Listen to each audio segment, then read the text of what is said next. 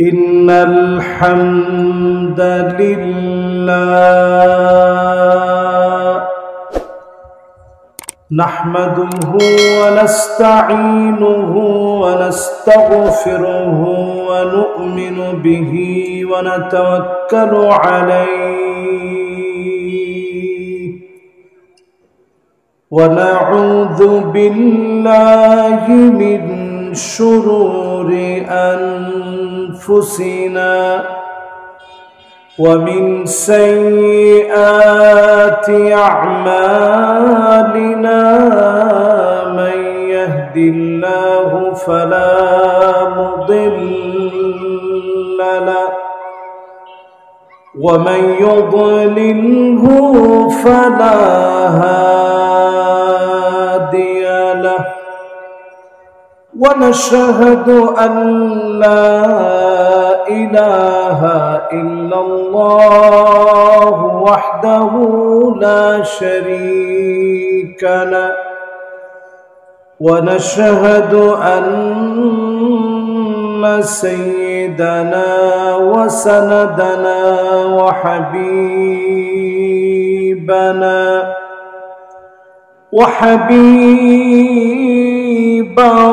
ربنا وطبيبنا وطبيب قلوبنا محمد صلى الله عليه وعلى آله وأصحابه وبارك وسلم الذي أرسله بالحق بشيرا ونذيرا وداعيا إلى الله بإذنه وسراجا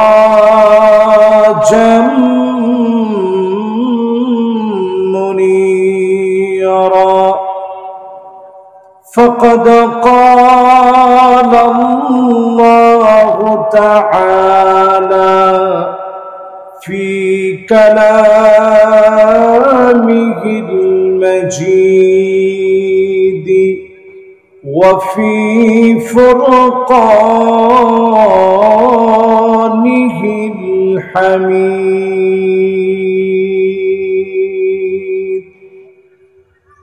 সকলে পড়ি আউযু বিল্লাহি মিনাশ শাইতানির রাজীম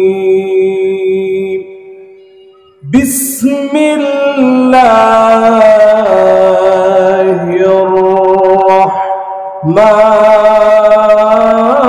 রাহমানির রাহিম ونادى أصحاب النار أصحاب الجنة أن أفيضوا علينا من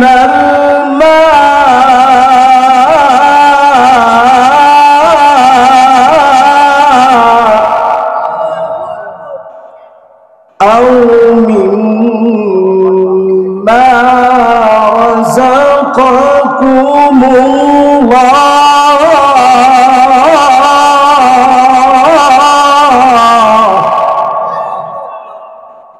قالوا إن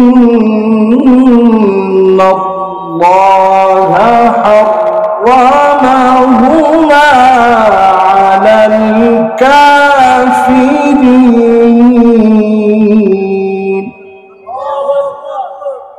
الذين اتخذوا دينهم لهوا ولعبا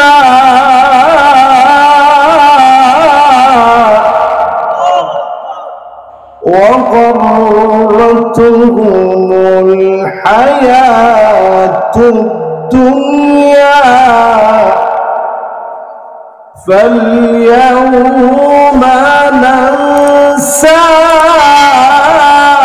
ننساهم كما نسوا لقاء يومهم هذا وما كانوا بآياتنا يجحدون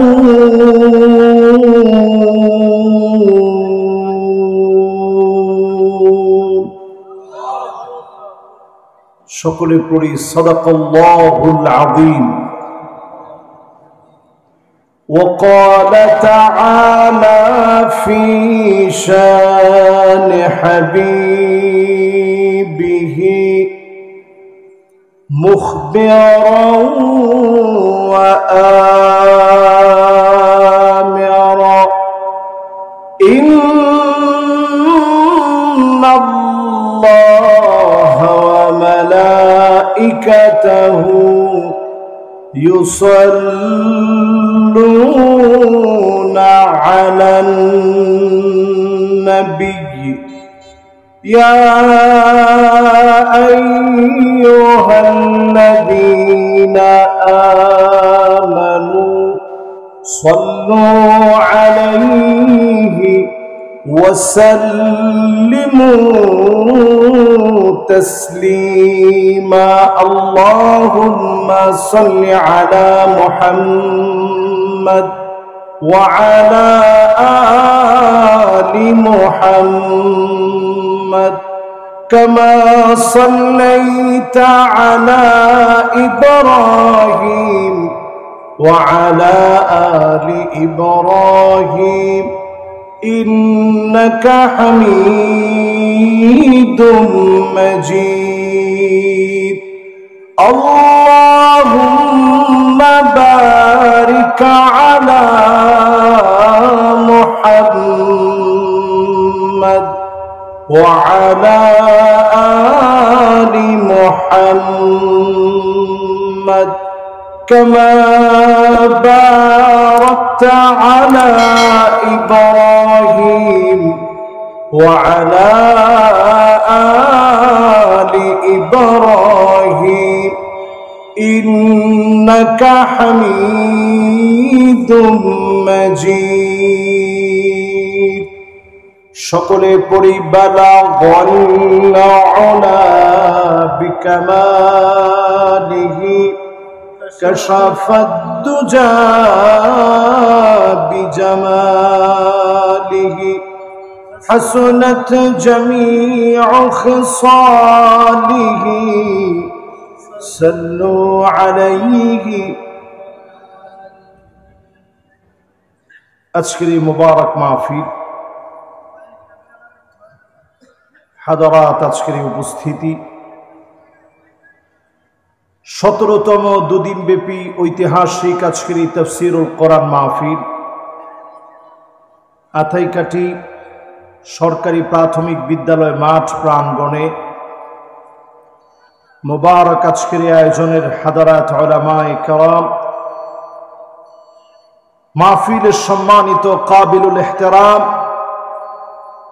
সভাপতিত্ব যিনি করছেন ইমাম হাসান জেলাল সাহেব এই মাহফিলের সম্মানিত মাহফিল বাস্তবায়ন কমিটির সম্মানিত সভাপতি অত্র এলাকার আপনাদের অত্যন্ত প্রিয় মানুষ এই মাহফিলের জন্য খুব কষ্ট করেছে ডেট নেওয়া থেকে শুরু করে আজকের দিন পর্যন্ত তার অক্লান্ত পরিশ্রমের ফসল হিসেবে 17তম আজকের ঐতিহাসিক মাহফিলে আমরা কথা বলার সুযোগ পেয়েছি আল্লাহ পাকের কাছে তার জন্য দোয়া করি সকল রকমের বালা মুসিবত থেকে হেফাজত করে দ্বীনের কাজে আল্লাহ রাব্বুল আলামিন নিয়োজিত প্রাণ হিসেবে আল্লাহ যেন তাকে কবুল মঞ্জুর করে পড়েন আমিন। এই মাহফিলে উপস্থিত হাদারাত উলামায়ে কেরাম ফুদালা কোরামা আইম্মা যতজন এই মাহফিলকে ধন্য করলেন দূর দারাজ থেকে ছুটে আসছেন এই মাহফিলে আমার প্রাণ প্রিয় মুরব্বিয়ান এজাব, তারুণ্যের উচ্ছ্বাস, দিক দিগন্তের দিকপাল তরুণ প্রজন্মের আমার তরুণ ভাইরা, পর্দার অন্ত আড়ালে এই মুহূর্তে শ্রবণরত হয়েছে আমার মা এবং বোনেরা, সকলকে একযোগে একসাথে জ্ঞাপন করছি ইসলামের সর্বশ্রেষ্ঠ অভিবাদন, দুনিয়া আখিরাতের শ্রেষ্ঠতম অভিবাদন, উহাইয়িকুম বিতাহিয়্যাতিল ইসলাম, আসসালামু আলাইকুম ওয়া রাহমাতুল্লাহি ওয়া বারাকাতুহু।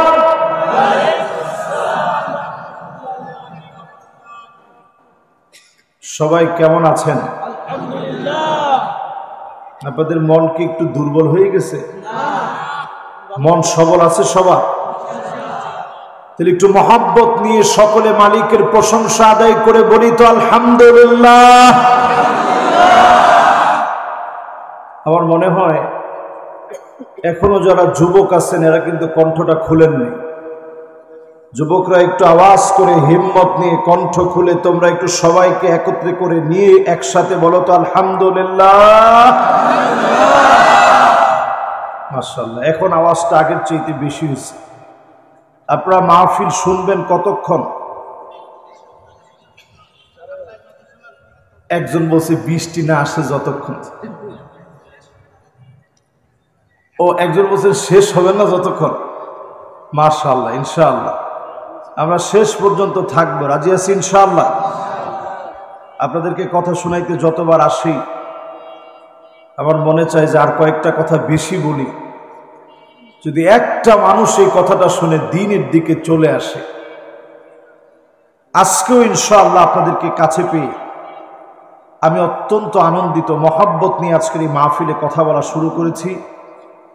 যতক্ষণ কথা বলবো আল্লাহ রাব্বুল আলামিন আমাকে আপনাদের সবাইকে যেন শেষ পর্যন্ত কবুল মঞ্জুর করেন, পড়ে না আমিন। এই মাহফিলে যারা আমরা বসছি আল্লাহ রাব্বুল আলামিনের প্রশংসা আদায় করার পর দরুদ আর সালাম পেশ করছি প্যারা হাবিবের নামে। সকলে মিলে মহব্বত ভরা কণ্ঠে নবীজির নামে একটাবার দরুদ শরীফ পড়ব। সবাই মিলে পড়ি মুহাম্মাদুর রাসূলুল্লাহ সাল্লাল্লাহু আলাইহি ওয়াসাল্লাম। সবাই বলছেন? যারা বলি নাই আরেকটা বার বলি মুহাম্মাদুর রাসূলুল্লাহ সাল্লাল্লাহু আলাইহি ওয়াসাল্লাম। আলহামদুলিল্লাহ, আমরা হক আদায় করেছি মাহফিলের।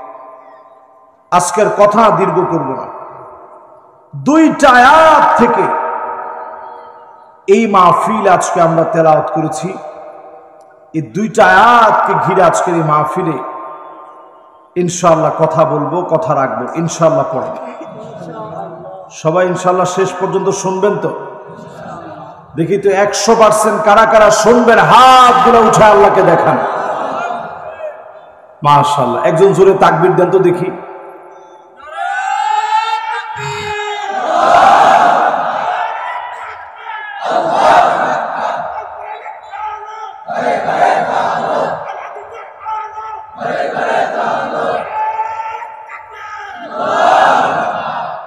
একজন তাকবীর দিছে, উনি অলরেডি চলে যাচ্ছিল, মানে মাহফিলের যিনি এতক্ষণ উপস্থাপক ছিলেন তিনিই তাকবীর দিছেন। আপনাদের থেকে একজন, উনি তো এই মাহফিলের একজন, আমাদেরই একজন, আপনাদের থেকে একজন তাকবীর দিবেন, একেবারে প্রাণবন্ত হবে যেই তাকবীর। দেন তো দেখি।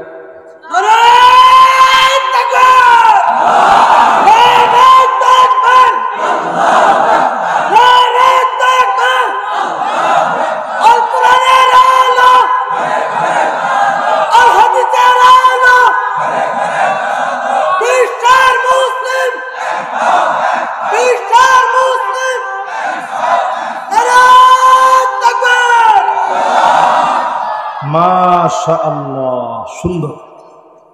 দেখেন তাকবীরও শেষ।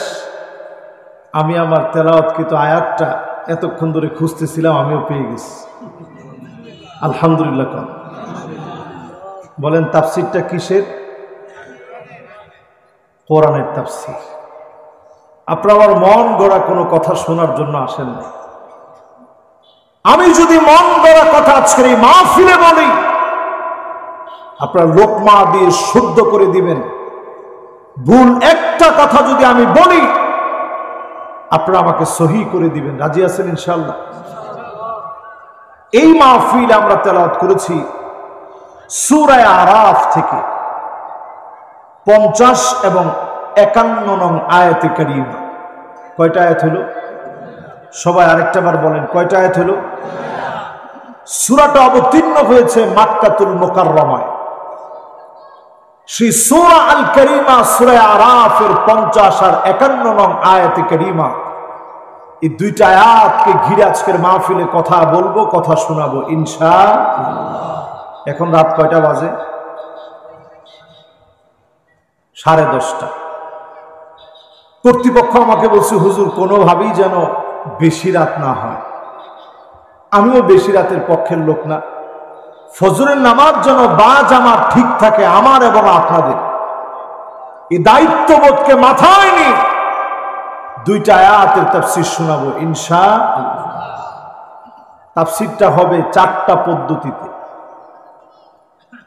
তাফসীরুল কোরআন বিআয়াতিল কোরআন, কোরআনের আয়াত দিয়ে আয়াতের তাফসীর হবে।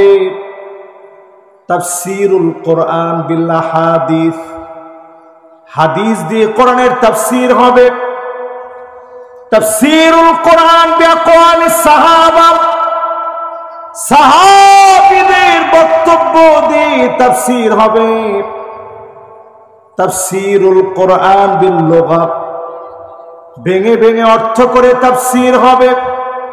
এই 4 পদ্ধতিতে যদি তাফসীর গুলা শুনে যান, সব কেমন হবে? আবু যারকে ডেকে নবীজি বললেন, ইয়া আবা যার লা আনতা গুদওয়া ওয়া তাআল্লামা আয়াতাম মিন কিতাবিল্লাহ খায়রুন লাকা মিন আন তুসাল্লিয়া মিআতা রাকাআ। 100 রাকাত নামাজ পড়লে যেমন সওয়াব হবে, এক একটা আয়াতের তাফসীরে এর চাইতে বেশি সওয়াব বান্দার আমলনামায় মালিক লিখে দিবে। খুশি না বেজার? সবাই খুশি? তাহলে 2টা আয়াতের তাফসীরে সওয়াব কত? মাশাআল্লাহ, আমার পাশে যিনি আছে উত্তর সঠিক হয়েছে। সবাই, অনেকে বলছেন 200 রাকাত, উনি বলছেন 200 চাইতে বেশি। সঠিক উত্তর কোনটা? আমাদের দেশে যদিও অনেকে 70-80 রাকাত নামাজ পড়ার অভিজ্ঞতা আছে, কিন্তু 200 রাকাতের অভিজ্ঞতা এই পর্যন্ত কারো নাই। আপনারা যদি আজকে শুরু থেকে শেষ পর্যন্ত একটু বোঝার চেষ্টা করেন, উঠার আগে 200 রাকাতের চাইতে বেশি সওয়াব আমলনামায় যোগ হয়ে যাবে। জোরে কোন সুবহানাল্লাহ। শুধু তাই না, আল্লাহর হাবিব বলেন, আবু যার শোনো,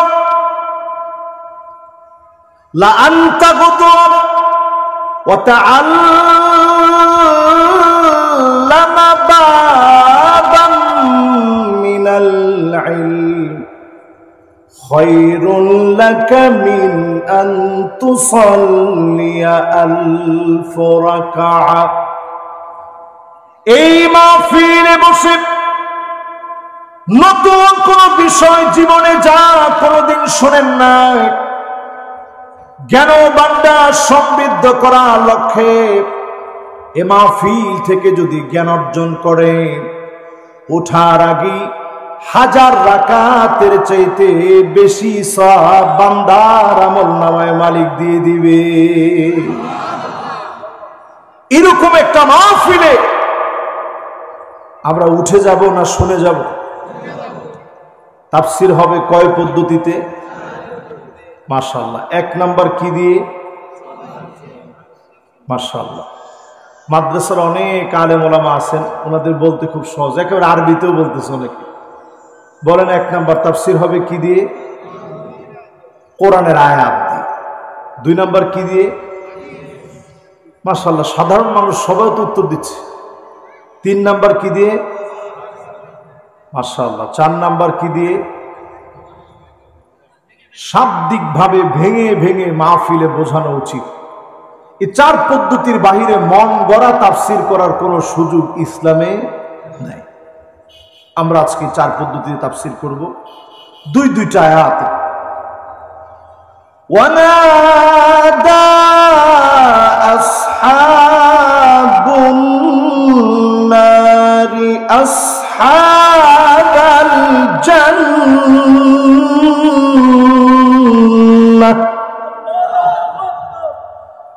আন আফিদু আলাইনা মিনাল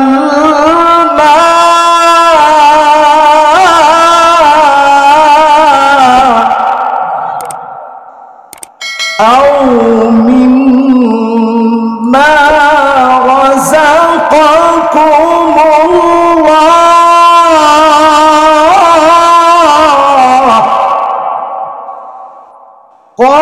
قالوا إن الله حرمهما على الكافرين الذين اتخذوا دينهم لهوا ولعبا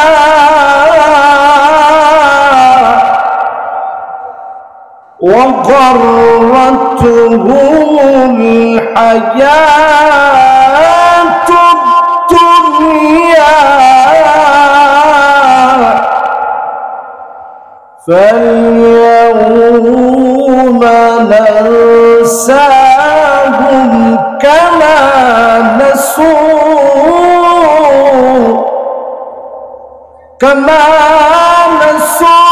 لقاء يومهم هذا وما كانوا بآياتنا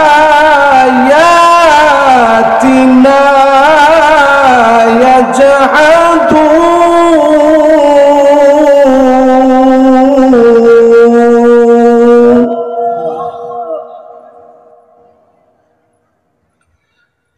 ঠিক এই পর্যন্ত আল্লাহ রাব্বুল আলামিন যদি আমাকে তৌফিক দেন, আমি ইনশাআল্লাহ আপনাদেরকে নিয়ে একটু কথা বলতে চাই। সূরা আরাফ মাক্কি সূরা, দুইটা আয়াত আমি তেলাওয়াত করেছি। প্রথম আয়াতে কারীমাতে আল্লাহ তাআলা বলছেন, সেই দিন জাহান্নামীরা ডেকে বলবে, ও জান্নাতীরা, কত কত নিয়ামত আল্লাহ রাব্বুল আলামিন তোমাদেরকে দান করেছে, সেই সমস্ত পানীয়গুলো থেকে, নিয়ামত রাজি থেকে একটুখানি নিয়ামত আমাদেরকে একটু দাও না। জান্নাতীরা সেদিন পরিষ্কার বলে দিবে, জাহান্নামীদের জন্য যিনি জান্নাতীদের নিয়ামতকে হারাম করে দিয়েছেন তিনি কে? দ্বিতীয় আয়াতে কারীমাতে আল্লাহ রাব্বুল আলামিন ইরশাদ করছেন, আল্লাহ তাআলা এমনিতেই হারাম করেন নাই, আল্লাহ রাব্বুল আলামিন এই জন্য হারাম করে দিয়েছেন কারণ দুনিয়ার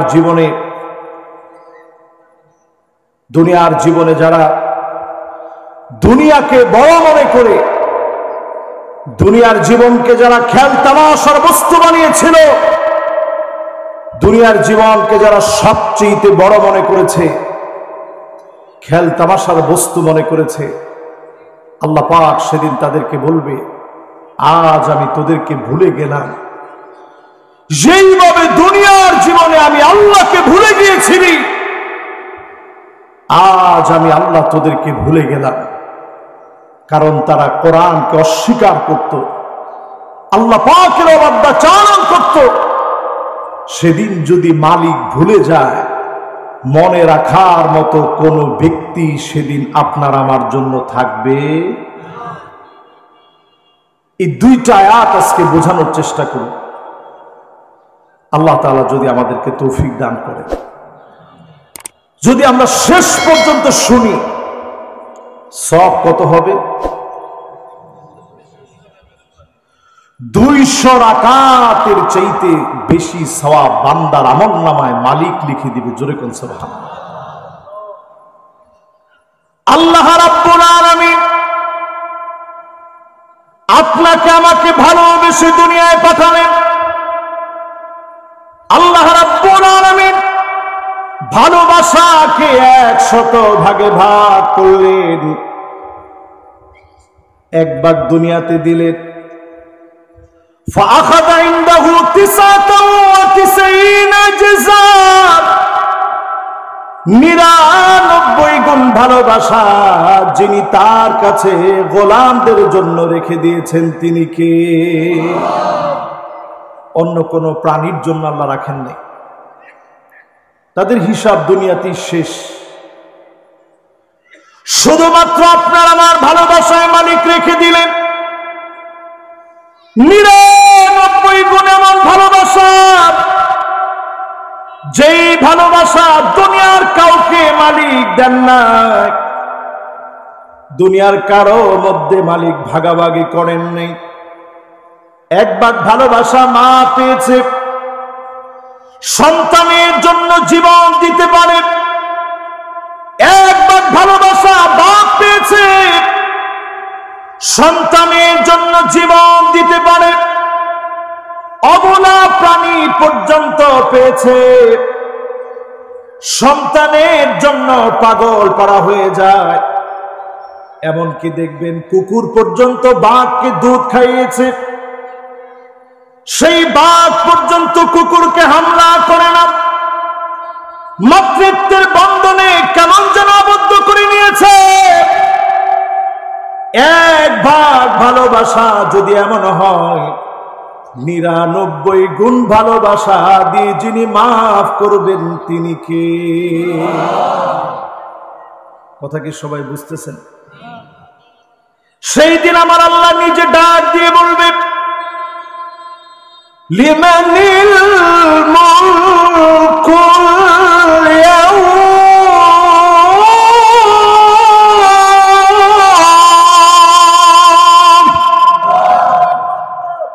আজকের দিনের রাজত্ব কার? আল্লাহ নিজেই সেদিন প্রশ্ন করবেন। সব সৃষ্টিকুল নিস্তব্ধ হয়ে থাকবে। সমস্ত কুল কায়নাতের সব সৃষ্টি ফেরেশতারা সহ সব নিস্তব্ধ হয়ে আছে। ওয়াকাল আল কাইল, প্রশ্নকারী নিজেই জবাব দিবে, লিল্লাহিল ওয়াহিদিল কাহ্হার।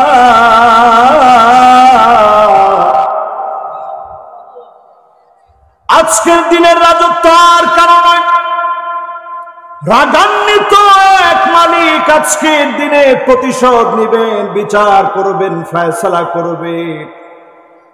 পায় টু পায় যিনি সেদিন বুঝিয়ে দিবেন তিনি কে? যিনি কাফেরদের জন্য জান্নাতীদের নিয়ামতকে হারাম বানায় দিয়েছেন তিনি কে? দুনিয়ার জীবনে মালিক আমাদেরকে ভালোবাসেন। অক্সিজেন আমাকে আপনাকে দিয়েছেন, কাফেরকেও দিয়েছেন। আমাকে আপনাকে মালিক রিজিক দিয়েছেন, তাদেরকেও রিজিক দিয়েছেন। বেনামাজিকে আল্লাহ খাওয়ায়, নামাজিকে আল্লাহ খাওয়ায়। বেনামাজি দেখবেন কখনো কখনো নামাজির চাইতে ভালো আছে, সুখের মধ্য দিয়ে কাটাচ্ছে। দুনিয়ার জীবনে মালিক সুযোগ দিয়ে রেখেছেন, অবশ্যই যিনি এই সুযোগ সহ জিজ্ঞাসা করবেন তিনি কে? আজকে যদি আমার কথা আমি বলি, এই মাহফিল আজকে আমি আসছি, একদিনের জবাব যদি আল্লাহ তাআলা জিজ্ঞাসা করে, গোলাম তোরে মাহফিলের সুযোগ দিয়ে যে কথাগুলো বলার সুযোগ আমি আল্লাহ দিছিলাম, এই কথাগুলো সুযোগ পাওয়ার পরে কদ্দুর এই দায়িত্ব তুমি পালন করছো। যদি একদিনের ব্যাপারে প্রশ্ন করা হয়, কসম আল্লাহ, জাতে পাকের কসম করে বলি, একদিনের জবাব যদি আল্লাহ রাব্বুল আলামিন জানতে চান, জবাব দেওয়ার মতো একজনের যোগ্যতা আছে বলে আমি মনে করি না। ঠিক কিনা বলে? আল্লাহ নবী বিশ্ব নবীর দিকে তাকায় দেখে ফজরের নামাজের জন্য নবীজি বের হয়ে যেতেন, নামাজ পড়তে, জিকির আজকার গুলো আদায় করতেন। ফজরের নামাজের পর থেকে শুরু করে সূর্য ওঠা পর্যন্ত নবীজি জিকির আজকার করতেন। সূর্য উঠে যাওয়ার পরে 2 রাকাত নামাজ পড়তেন। কয় রাকাত? এই 2 রাকাত নামাজ কি আপনারা কেউ পড়েন? দেখি কে কে পড়েন। মাশাআল্লাহ, লিল্লাহে তাকবীর। এই যে যারা যারা পড়ে ওনাদের চেহারাগুলোর দিকে একটু তাকায় দেখেন, ওনারা কিন্তু হাত উঠাইতে চায় না। আমি বারবার চাপাচাপি করার কারণে কয়েকজন হাত উঠেছে। ওনারা 2 রাকাত নামাজ পড়েন। সওয়াব কেমন? এত বেশি সওয়াব, কানা লাহু কাআজরি হাজ্জাতিন ওয়া উমরাতিন তাম্মা তাম্মা তাম্মা। পরিপূর্ণ হজ আর উমরা করলে যেমন সওয়াব, 2 রাকাত নামাজ পড়লে এমন সওয়াব হবে। জোরে কোন আল্লাহু আকবার। তাহলে খুশি না বেজার? আল্লাহ নবী 2 রাকাত নামাজ পর্যন্ত পড়তেন। ঘরের দিকে রওনা হয়ে নবীজি যখন আসতেন, স্ত্রীদেরকে বলতেন, প্রাণের স্ত্রীরা ঘরে কি কোনো খাবার আছে? প্রায় দিন বলা হতো, নবীজি কোনো খাবার নাই। মালানা ওগো নবীজি, ঘরের মধ্যে কোনো খাবার নাই। আল্লাহ নবী একবারের জন্য কোনো রাগ করতেন না। সাহরি খাওয়ার সময় নবীজির হয় নাই, খাবার খাওয়ার মতো কোনো খাবার নাই। আল্লাহ নবী তৎক্ষণাৎ নিয়ত করে ফেলতেন, রোজা রেখে ফেলতেন। সাহরি খায় নাই, ইফতারির সময়ও নবীজি কোনো ইফতার করতে পারে নাই। না খেয়ে নবীজি রোজা রেখে ফেলতেন। আবার রাত জেগে এত পরিমাণ আল্লাহকে ডাকতেন, হাত্তা তুরিমাত কদমা, 2টা পা নবীজি ফুলিয়ে ফেলতেন। প্রশ্ন করলে অবাক ভাবে জবাব দিয়ে বলতেন, আফালা আকুনু আবদান শাকুরা। আমি কি কৃতজ্ঞতা আদায়কারী গোলাম হব না? কিছু না খায়া নবীজি রোজা রেখে ফেলতেন। সেই নবীর উম্মত আমরা 3 বেলা কি পরিমাণ খাবার আর খাবারের নিয়ামত আল্লাহ দিয়েছেন। একদিনের জবাব যদি আল্লাহ জিজ্ঞেস করে, জবাব দেওয়ার কোনো উপায় আমাদের। এবার আসেন মুসলমান, আজকে আমরা মুসলমান হওয়ার পরেও কাফেরদের অনুসরণ করি। যেই কাফেররা হতভাগা হবে, সেই কাফেরদের অনুকরণ করেন। শিবরন ফাশিবরত, বিগত অনুসরণ করেন। আজকের দুনিয়া পুরাপুরি কাফেরদের অনুসরণ করে। আমি যদি এই মাহফিলে বাড়িয়ে না বলি, হুবহু যদি বলার চেষ্টা করি, এখনো মুসলমান ঘুমন্ত অবস্থায় আছেন। একটা কার্টুন বের করেছে 1989 সাল থেকে। কার্টুনটার নাম সিমসন কার্টুন, যেটা আমেরিকা থেকে সম্প্রচারিত হচ্ছে 1989 সাল থেকে। সিমসন কার্টুন নামে যে কার্টুনটা দেখানো হয় আমেরিকায়, এটা এখন সারা ওয়ার্ল্ডে ছড়িয়ে পড়েছে। বাংলা ভাষায় এর অনুবাদ হয়েছে, এর অনুবাদ আছে হিন্দি ভাষায়, উর্দু ভাষায়, অসংখ্য ভাষায় এটা অনুবাদ হয়েছে যে কার্টুনটার ভিতরে 20 বছর আগে যা দেখানো হয়েছে হুবাহু 20 বছর পরে এখন পুরাপুরি মিলে যাচ্ছে। আমরা মুসলমানরা এখনো ঘুমায় আছি। যেমন ধরুন আমার হাতের এই ঘড়ি, এই কার্টুনের ভিতরে দেখানো হয়েছে 20 বছর আগে এমন একটা ঘড়ি আবিষ্কার হবে যে ঘড়িটা দিয়ে মানুষ একসময় কথা বলতে পারবে। এখন এই ঘড়ি দিয়ে, স্মার্ট ওয়াচগুলো দিয়ে এখন কথা বলা যায়, যোগাযোগ মেনটেন করা যায়। সেই সময়ে তাদের চক্রান্তে বিশ্ব পরিকল্পনার অংশ বিশেষ 20 বছর আগে তারা বলছে এমন একটা ঘড়ি আবিষ্কার হবে, অলরেডি আবিষ্কার হয়ে গেছে। ডোনাল্ড ট্রাম্প প্রেসিডেন্ট হবে, কোন এলাকায় কি পরিমাণ ভোট পাবে 2000 সনে কার্টুনে দেখানো হয়েছে। 16 বছর পরে আপনি মিলায় দেখেন, হুবাহু যেইভাবে দেখিয়েছে পুরাপুরি ওইভাবে ভোটাভুটি হয়েছে, ওইভাবে নির্বাচন হয়েছে।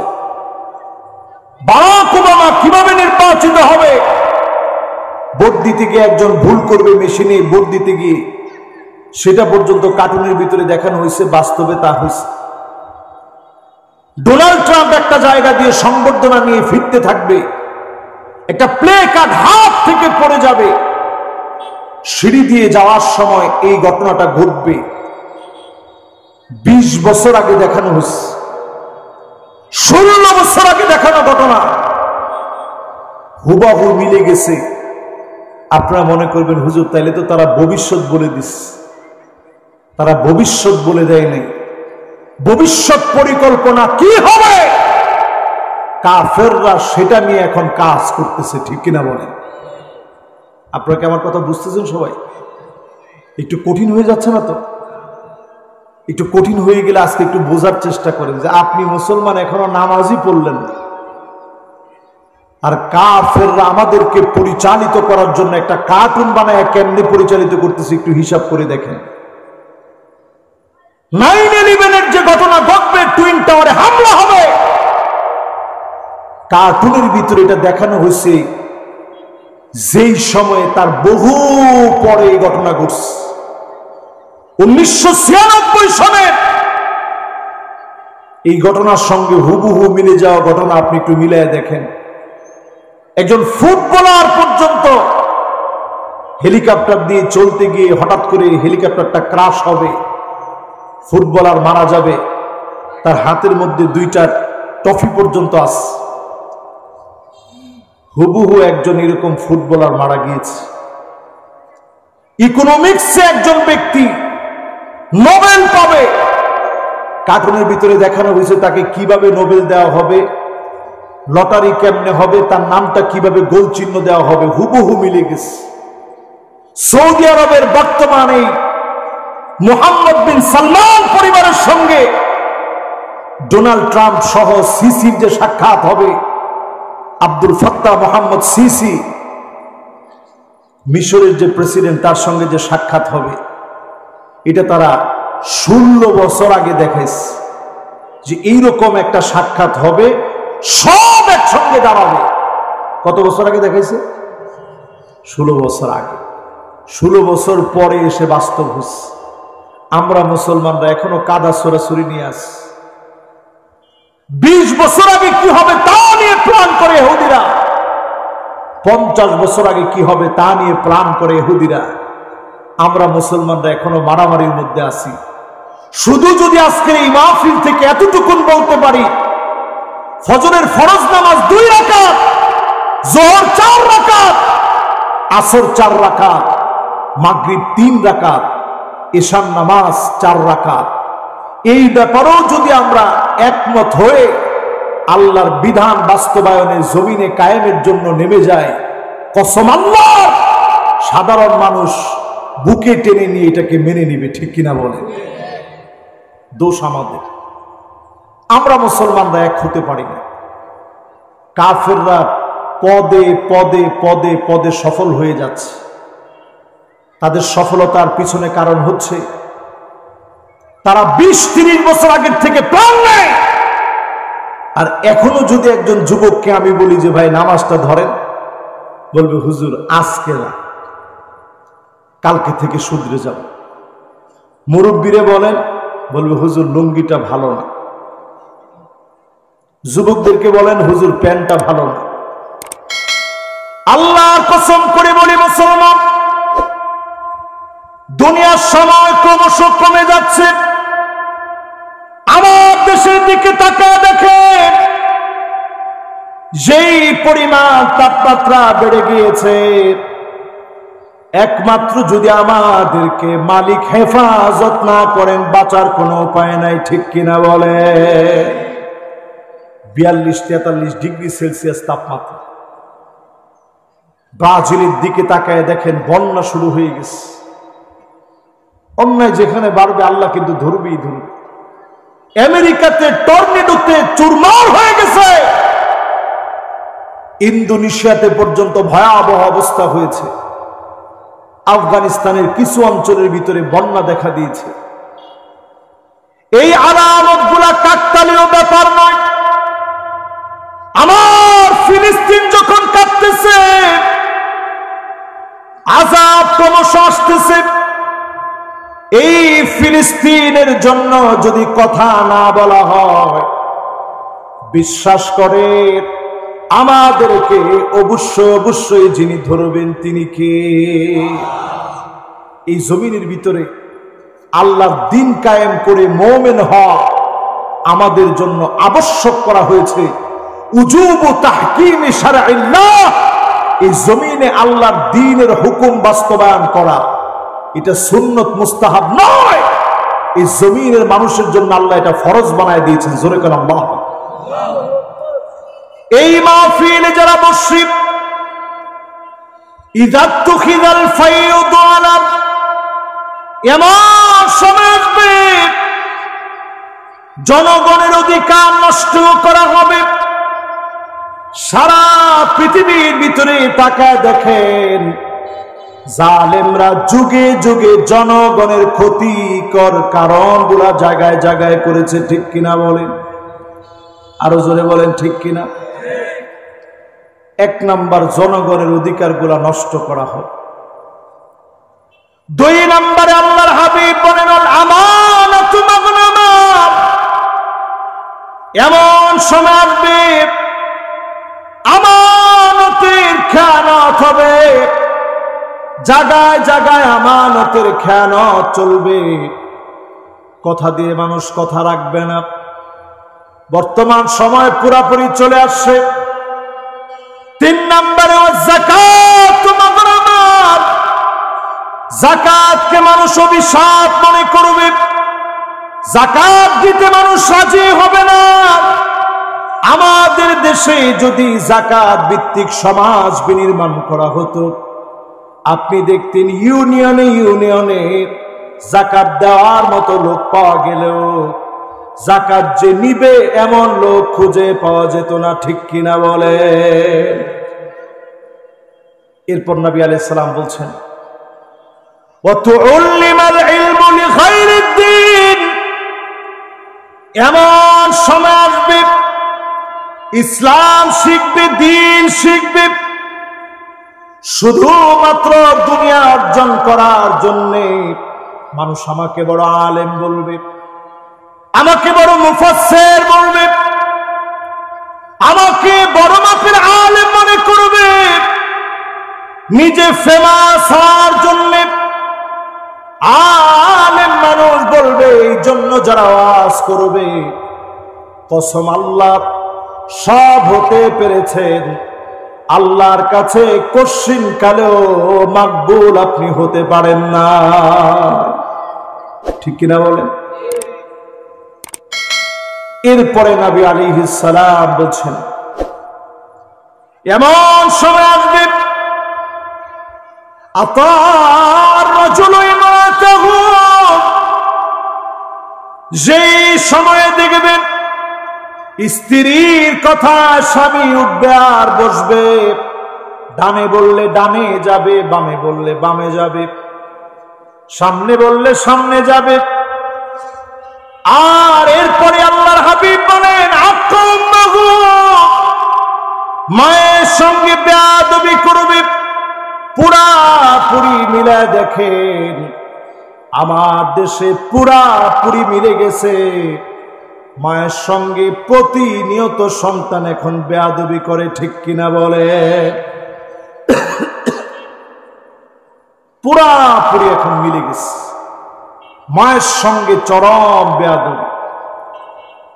স্ত্রীর জন্য পাগল পড়া, এমন পরম স্ত্রী ভক্ত লোক এখন সংখ্যায় কম না বেশি? এরপর আল্লাহর হাবিব বলেন আদনা সাদিকাহু, বন্ধুদেরকে অনেক বড় মনে করবে। আল্লাহ নবী তারপরেই বললেন আসসাবাহু, বাপকে বড় পর বানায় দিবে সন্তান। যেই ছেলেকে আপনি এত তিল তিল করে আদর করে বড় করেন, এই ছেলে দূর দূর করে তাড়ায় দিবে, পর বানায় দিবে। আল্লাহ নবী কেমন জানি সময়টাকে দেখে দেখে কথাগুলা বললেন। এরপরে নবীজি বললেন যাহারাতিল আসওয়াতু ফিল মাসাজিদ, মসজিদের ভিতরে হট্টগোল শুরু হয়ে যাবে, মসজিদের ভিতরে মারামারি কাটাকাটি শুরু হবে, ইমামের সামনে ধমকা ধমকি আওয়াজ বড় করে কথা বলবে, ঠিক কিনা বলে? এটার মধ্যে তো ঠিক আপনারা জোরে বলেন নাই, আরেকটু আস্তে বলেন। আপনাদের কাছে কি মনে হয় আমাদের দেশে কি এটা শুরু হয়েছে? কত পার্সেন্ট মসজিদে? একজন বলতেছে সব মসজিদে বললেন না। বাপরে বাপ, আপনারাও তো মসজিদের মুসল্লি, সব মসজিদে কি এরকম করতে পারবে? ইমাম সাহেবের বিরুদ্ধে যদি আঙ্গুল তুলে কথা বলে, ওই আঙ্গুল সোজা থাকে কেমনে? যদি তার ক্ষমতার বলে সোজা থাকিও যায়, সোজা যদি থেকেও যায়, আপনি লিখে রাখেন রাসূল হাদিসের মধ্যে বলছেন আমা ইয়াখশাল্লাযী ইয়ারফা রাসাহু ক্বাবলা আল-ইমাম আইয়ুহাউইলাল্লাহু রাসাহু রাসাল হিমার, ইমামের আগে যে মাথা উঠাবে তার চেহারা গাধার মতো হয়ে যেত। শুধু নবীজির দোয়ার কারণে যিনি গাধা বানায় নাই, মাফ করে দিয়েছেন তিনি কে? ইমামের আগে মাতবাড়ি করতে যায় না। কিছু কিছু মুরব্বী আছে দেখবেন, খুব ভালো মানুষ, ইমাম সাহেব তো তার চাইতে ছোট, নাতির বয়সে। ইমাম সাহেবের নামে আর কোনো অভিযোগ নেই, শুধু এই অভিযোগ করে যে হুজুর ইমামটা খুব দ্রুত পড়ায়। ইমাম যাবে কোন দিকে? কোন ইমাম সাহেব যদি একটু খুশু আর খুদু নিয়ে যদি পড়ায়, আপনারাই অনেক সময় কোন যে ইমাম সাহেব এত দেরি করেন কেন? একটু তাড়াতাড়ি হাঁটলে বলেন যে আরেকটা দাওয়াত আছে নাকি, আসলে হাঁটলে বলেন যে এই ইমাম সাহেবটা মানে রোগা। ইমাম সাহেব যদি একটু মোটা সোটা হয়, ইমাম সাহেবদের স্বাস্থ্য হইতে তো আর কোনো বাধা নিষেধ নাই। আরেকজনের বাড়িতে খান, চালের কেজি কত আপনি কি বুঝবেন? ইমাম সাহেব যদি একটু শুকনা শাকনা হয়, ইমাম সাহেবের সব দিকই ভালো, কিন্তু ইমাম হিসাবে ওনারে মানায় না, যে শুকনা এক মানুষ। ইমাম সাহেবের সঙ্গে বেয়াদবি শুরু হয়ে যাবে। আল্লাহর হাবিব বলে গেলেন এমন সময় আসবে সাদুল কবিলা ফাসিকুহুম, এলাকায় এলাকায় তাকায় দেখবা ফাসিক নেতা হয়ে যাবে, ফাসিকদের নেতৃত্ব নিতে গলিতে চলবে, ঠিক কিনা বলে? এটাতে আবার ঠিকটা আপনারা জোরে সোরে বলছেন, এবার একটু ঠিক বলেন তো দেখি, আসলে কি এটা হয়েছে? আসলে এটা হয়েছে? দেখেন রাসূল কি শব্দ বলছে, সাদুল কবিলা, কবিলায় কবিলায়, এলাকায় এলাকায় নেতাগুলা হয়ে যাবে ফাসিক, ভালো মানুষের নেতৃত্ব খুঁজে পাওয়া যাবে না, ঠিক কিনা বলে? আপনারা কেউ রাগটাগ করেন, আমি কিন্তু হাদিস বলতেছি। যদি আপনার সাথে মিলেও যায়, আপনি নিজেরে বোঝান যে ভাই কাজটা ভুল হচ্ছে। ঠিক আছে তো না? অনেকে মনে রাগ হয়ে গেছে, রাগ হয়ে গেলেও তো এটা আমার বলতেই হবে। আপনারা কি বলেন, বলবো না? এরপর আল্লাহর হাবিব বলেন, জাইবুল কওমি আরজালুহুম, বড় বড় নেতা এমন হয়ে যাবে, আপনি তাকায় দেখবেন বড় বড় নেতা গুলা দুশ্চরিত্র আর লম্পট গুলা নেতা হয়ে যাবে। ঠিক কিনা বলে? ব্যাখ্যার দিকে না যাই, চাকরি থাকবে না। না একটু যাব? আপনার যে একজন বলছে হুজুর হক কথা যা আছে বলে ফেল। আমরা একজনকে দেখছিলাম মাঝখানে ফ্যান পর্যন্ত তার মাথার মধ্যে ছিঁড়ে পড়েছে। আমি এখনো পর্যন্ত ঘুমাইতে গেলে মাঝে মাঝে চিন্তা করি যে আজকে তার কথাটা বলে আসছি, না জানি ফ্যান আমারটা ছিঁড়ে আমার মাথায় পড়ে। ওই লোকটা কিছুদিন এত পাগলামি করছে, এই হুজুর আসেন, বাহাস হবে। উনি আমাদের সাথে কি করবে? আমি চিন্তা করলাম আল্লাহ ওর মাইটটা যে কেমন হবে। সারাদিন যে লোকটা বলছে বাহাস বাহাস, রাত্রে বেলায় শুনি নায়িকার সাথে কল রেকর্ড ফাঁস। ঠিক কিনা বলেন? উনি তখন এমুক হুজুরে পিটায় ফেলায়, অমুক হুজুরে মেরে ফেলে, অমুকের সাথে বাহাস করবে। সব যে লোকটা বলল তারে কোপকাত করে দিতে এক মুহূর্ত সময় আমার মালিকের লাগে নাই। ঠিক কিনা বলেন? জালেমদেরকে আল্লাহ রাব্বুল আলামিন ছাড় দেন, ছেড়ে দেন না। ওয়ালা তারকানু ইলাল্লাযীনা যালামু ফাতামাসসাকুমুন নার। আল্লাহ বলেন জালেমদের সঙ্গ দিও না, জালেমদের সঙ্গে গিও না,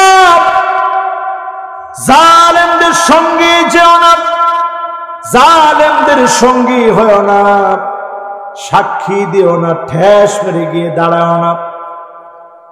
আগুন তোমাদেরকে গিলে খাবে। আল্লাহ নবী বলেন, যেই কয়টা আয়াত নাযিল হওয়ার পরে শাইয়াবাতনি হুদুন ওয়া আখাওয়াতুহা,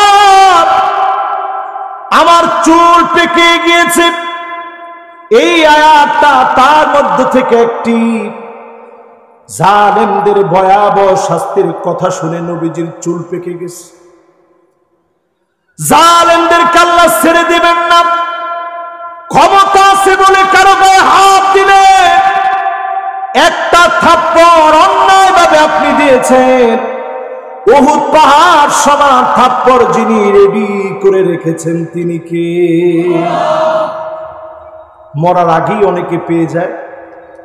যদি মরার আগে নাও পান, ফাতামাসসাকুমুন নার, নিশ্চিত জাহান্নাম আপনার জন্য প্রস্তুত হয়ে আছে। ঠিক কিনা বলে? এই মাহফিলে যারা বসলেন, ক্ষমতা আছে বলে মিথ্যা মামলা দিলেন। যেই লোকটা ঘরের ভিতরে ঘুমাতে পারে না, গায়েবী মামলা দিলেন, অবশ্যই লিখে রাখেন এই জুলুমের কারণেও যিনি পাকড়াও করবেন তিনি কে? বলতেছিলাম এমন সময় আসবে, নবীজি বলছেন, উকরিমার রাজুল মাখাফাতা শাররিহি, মানুষের খারাপ আচরণ এত বেড়ে যাবে, তার গুন্ডামি, তার সন্ত্রাসী কর্মকাণ্ডের কারণে মানুষ তারে সম্মান আর ইজ্জত করবে, কিন্তু পিছনে যা সঙ্গে সঙ্গে আল্লাহকে বলবে, আল্লাহ এত লোকের শাস্তি হয়, এই জালেমটাকে তুমি কেন পাকড়াও করো না? ঠিক কিনা বলে? এরকম কিছু লোক আমাদের সমাজের ভিতরে নাই? আপনারা কি বলেন, আছে? ডান দিক দিয়ে মানুষ দেখলে বাম দিক দিয়ে যায় আর মনে মনে নিয়ত করে, আল্লাহ যদি এবার বেঁচে যায় মসজিদে কমসে কম 50 টাকা দিব। এরপরও এরা দেখবেন একবার ডানে একবার বামে এরকম চোখ ঘুরে ঘুরে হাঁটে, দেখা মাত্র ডাক দেয়, আপনি গেছেন? চাচা কেমন আছেন? তোর বাপে দেখলে 3 বার সালাম দেয়, তুই সালাম কোনে? যে ভুল হয়েছে, দে সালাম দে, আসসালামু আলাইকুম, আবার দে আসসালামু আলাইকুম, আবার দে আসসালামু আলাইকুম। 3 বার দেওয়ার পরে এরপরে একবার ওয়ালাইকুম, যা বেয়াদবি আর করিস না। ওই লোকটা যায় আর বলে, আল্লাহ এত জালেমের শাস্তি হয় আল্লাহ, তারিখে আপনি দেখেন না? এরকম নিকৃষ্ট চরিত্রের মানুষ সমাজে আছে না নাই? মূলত এই মানুষকে মানুষ সম্মান করে না, তার অস্ত্রের জোরে, ক্ষমতার জোরে জিম্মি করে রাখার কারণে মানুষ সম্মান করে। আল্লাহ নবী বলেন, এই জাতীয় মানুষের কারণে সমাজে যিনি শাস্তি দেন তিনি কে? আমি কি কথা বুঝাইতে পারতেছি? এরপরে নবী আলাইহিস সালাম বলেন, এমন সময় আসবে যহারাতিল কাইনাতুল মাআজিফ, গান বাজনা বেড়ে যাবে, বাদ্যযন্ত্রের সয়লাভ হয়ে যাবে। সারা দুনিয়াতে সয়লাভ হলেও আমার বাংলাদেশে গান বাজনার কোনো সয়লাভ হয় নাই। কি বলেন, হয়েছে? এই যে ধরেন আলিপুরে যদি এখন একটা বিশাল কনসার্ট দিত, কনসার্টের ভিতরে যদি অর্ধ উলঙ্গ কিছু নারীকে এনে নাচানো হতো, সেখানে দাড়ি টুপিওয়ালা লোকদেরকে পাওয়া না গেলেও হাজারো মুসলমানের সন্তানকে পাওয়া যেত। আপনার ঠিকঠাক কিন্তু অনেক আসতে বলছে। এই কথা কি আমি সত্য বলছি না মিথ্যা বলছি? মুসলমানের সন্তান হওয়ার পরে পূজা পার্বণে পর্যন্ত মুসলমানের সন্তানদেরকে এখন পাওয়া যায়। দেখি ঠিক না বেঠিক? আপনি পূজায় গিয়ে দেখবেন 100%-এর ভিতরে 60% মুসলমানের ছেলে পূজার মধ্যে গিয়ে নাচানাচি করে। ঠিক, আর একটু আসতে করে। আযাব আসবে না কেন? হাত্তা ইয়াবুদাল্লাহ ওয়াল উজ্জা। আবার দুনিয়ার ভিতরে মূর্তি পূজা শুরু হয়ে যাবে। আমার দেশের কথা বাদ দেন, খোদ সৌদি আরবের ভিতরে আপনি একটু তাকায় দেখেন, সৌদি আরবে নতুন করে মূর্তি স্থাপন করা হবে। মুহাম্মদ বিন সালমান সৌদি আরবের ভিতরে প্রিন্স আর তার বাবা বিভিন্ন স্ট্যাচু, ভাস্কর্য এখন পুরা শহরের বিভিন্ন জায়গাতে এখন লাগানো হবে। মিস ওয়ার্ল্ড প্রতিযোগিতা এখন সৌদি আরবে শুরু হয়ে গেছে। ছোট ছোট আটো সাটো ড্রেস গুলো পরে মহিলারা এখন প্রতিযোগিতা দেয়, বিশ্ব সুন্দরী প্রতিযোগিতা। সৌদি আরবের বিভিন্ন সমুদ্র সৈকতের দিকে তাকালে অবাক হয়ে যেতে হয়। রক্ষণশীল সৌদি, যেখানে একটা সময় হিজাব পরিহিতা নারীরা সম্মানের সাথে চলতো, বাধ্য হয়ে হলেও হিজাব পরতে হতো, সেখানে এখন শিথিলতা আরোপ হয়েছে। রাস্তাঘাটে ওপেন মহিলারা সিগারেট খাচ্ছে, পোশাকের তেমন কোনো বাধ্যবাধকতা নাই। নতুন একটা বিবাহ চালু হয়েছে, নিকাহে মিসিয়ার, টাকার বিনিময়ে বিবাহ। এইরকম যখন কাফেরদেরকে অনুকরণ করা হচ্ছে, সূরা আরাফের আজকের আয়াতে কারিমা সামনে, সেই দিন আল্লাহ রাব্বুল আলামিন আমাদেরকে ভুলে যাবেন। ফালইয়াউমা নানসাহুম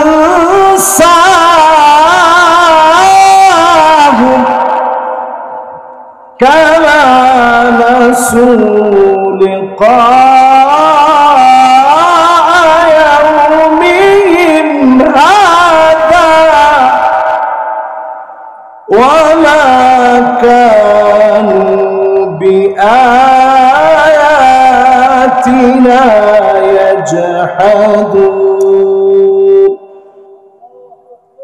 সেদিন আল্লাহ বলবে আজকে তোদেরকে ভুলে গেলাম। ঠিক যেমনি দুনিয়ার জীবনে ভুলে গেলেন, এই যে উপরের যা যা বলছি এই পাপগুলোর সাথে এখন আমরা আসি না নাই? একটু আওয়াজ করে বলেন, আছেন না নাই? আল্লাহর হাবিব বলেন এমন সময় আসবে গান বাজনা বেড়ে যাবে, নায়িকার দাম বেড়ে যাবে। এখন বাড়ছে না কমছে? প্রতি রাত্রে যে নায়িকা মদ খাইতো, বিয়ে শাদীর খবর নাই, কার সাথে যায় কোন স্টেশন নাই, এইরকম নায়িকা যে 87,000 টাকার মদ প্রতি রাত্রে পান করে, বাড়ি গিয়ে 3 বছর আগের বিষয় তদন্ত করে এখন বের করা হয়েছে এক এক রাতে শুধু মদ খেয়েছে 87,000 টাকা। এইরকম নায়িকা বাংলাদেশে আছে। জেলখানাতে যখন জেলখানা থেকে বের হয়েছে, হাতের ভিতরে একেবারে আলপনা টালপনা দেওয়া মেহেদি আঁকা। আর চিন্তা করেন আলেমরা যখন বের হয়, এক একজন আলেম তারা কেমন যেন অসুস্থ হয়ে গেছে দিনের পর দিন কষ্ট করতে করতে, ঠিক কিনা বলে? কি জবাব দিবেন আল্লাহর আদালতে? তাদের কোনো ভয় নেই, বুক ফুলায় তারা চলে। নারী হওয়ার পরেও শালীনতা যাদের ভিতরে নাই, অশ্লীলতা পদে পদে যাদের, তাদের দাম বেড়ে যাবে। আলেমদেরকে পদে পদে জুলুম নির্যাতন করা হবে, ঠিক কিনা বলে? এরপরে আল্লাহর হাবিব বলেন শুরিবাতিল খামর, মদ পান বেড়ে যাবে। আজ আমার গ্রামগঞ্জে ইউনিয়নে ইউনিয়নে প্রত্যেকটা জায়গায় ইয়াবা ছড়িয়ে গেছে, ফেনসিডিল ছড়িয়ে গেছে। আমার দেশ ধ্বংস হয়ে যাচ্ছে। শুধুমাত্র আপনি যদি দেওয়ালের ভিতরে লিখে রাখেন মাদককে না বলুন, একটা মন্ত্রণালয় যদি আপনি ঘোষণা করেন মাদক দ্রব্য নিয়ন্ত্রণ অধিদপ্তর, কিয়ামত পর্যন্ত লেখা থাকবে কশ্চিনকালেও এই জাতির মধ্য থেকে মাদক নিয়ন্ত্রণ করা যাবে না, ঠিক কিনা বলে? আরে ডায়াবেটিক্সই তো নিয়ন্ত্রণে রাখা যায় না। আপনি নাম দিচ্ছেন নিয়ন্ত্রণ, এটা ডায়াবেটিক্সের মতো হঠাৎ বাড়বে হঠাৎ কমবে।